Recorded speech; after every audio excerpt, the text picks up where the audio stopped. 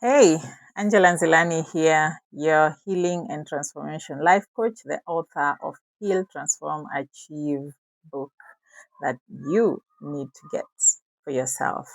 Now, May has been is the month of mental health, mental wellness sensitization.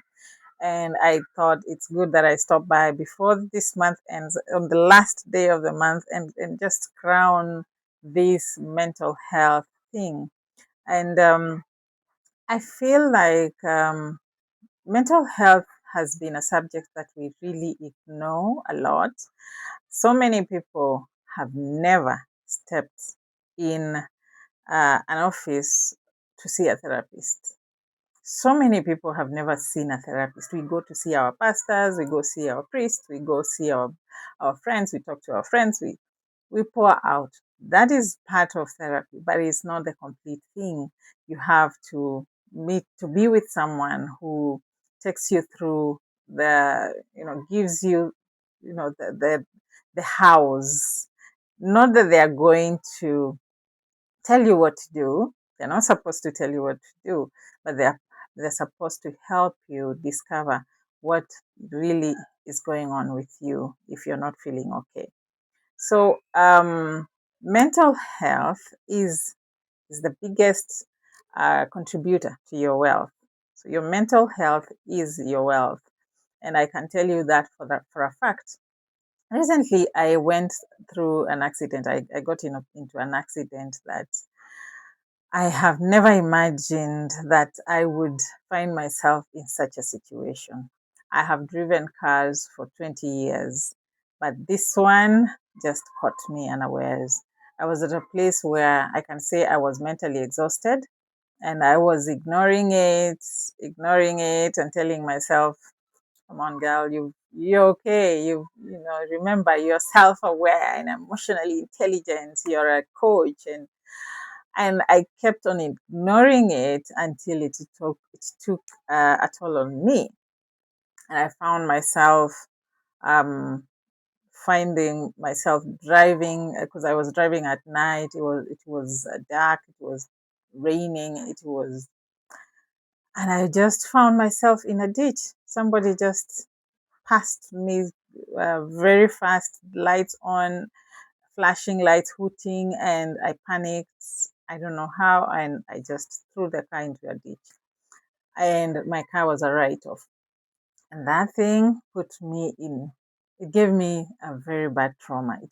Put me in a very bad mental state that I wasn't sleeping well. I was having nightmares. I was even having daydreams.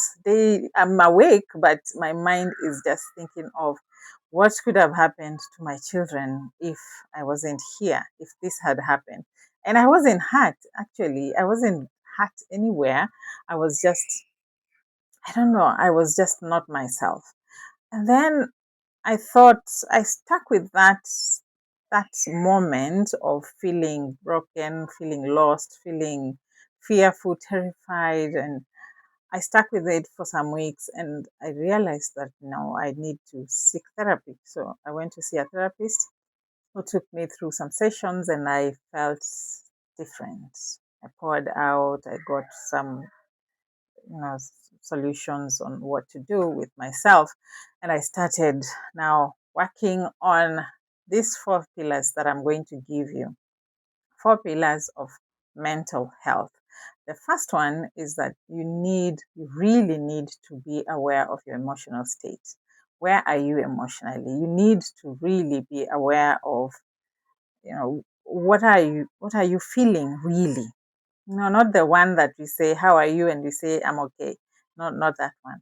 The one that we say, how are you? And you sit with that thought until you get your real answer. I am happy. I am joyful. I am sad. I am, I'm just feeling empty. All those kinds of emotion. Be able to identify what you are feeling and then work on healing those emotions. And the first thing you can do to heal your emotions is, you need to reset yourself. You need you need to reset by releasing first. You know, if they are sad emotions, you need to release that. You need to start releasing and accepting new emotions. I am sad. No, I'm not sad. I am in my journey of healing. um, I am broken. No, I'm not broken. I am healing. I am mending myself. I'm correcting my wrongs, my mistakes. And then you restore that. You need to uh, get yourself back to where you were before. So have routines, have some habits, some try to build some habits that will get you back to where you were. Like you can say, like having a certain waking up time, sleeping time, and waking up time. So have a routine for sleep and wake up.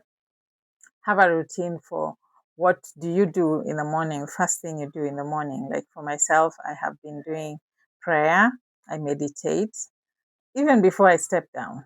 Okay, well, find when you wake up, sometimes many times, all the time, you want to release yourself, leave yourself. So I go to the washrooms, I brush my teeth, I relieve myself. I'm okay now. I'm awake. I can sit down with my thoughts and think through and meditate and connect with my source, my maker, my God.